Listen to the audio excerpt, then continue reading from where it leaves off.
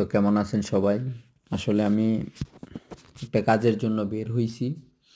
তো এই দিকটা যাওয়ার পথে আসলে এই দিকে সব সময় আসা হয় না। আমার এই পর্যন্ত ৪-৫ বার আসা হইছে। সো আসলে ইতালির এই জায়গাটা পিয়ামন্তের এরিয়ার ভিতরে পড়ছে।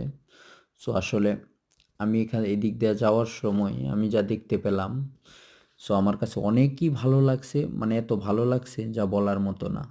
সো দেখেন আপনারা, আমি ট্রেন থেকে দেখতেছি।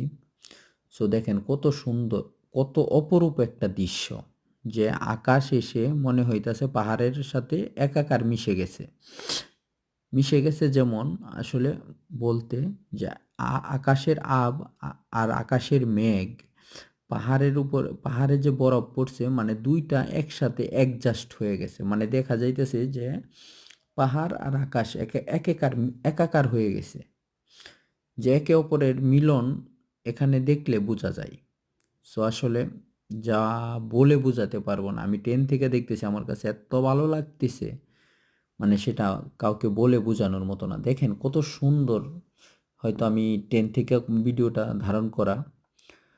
সো আসলে আপনাদের কাছে তেমন ভালো বুঝতেও পারেন, ভালো বোঝা যাইতেও পারে, নাও যাইতে পারে, কিন্তু আমার কাছে এত ভালো লাগতেছে যা বলার মতো না, যা বলার মতো না। এত সুন্দর অপরূপ দৃশ্য।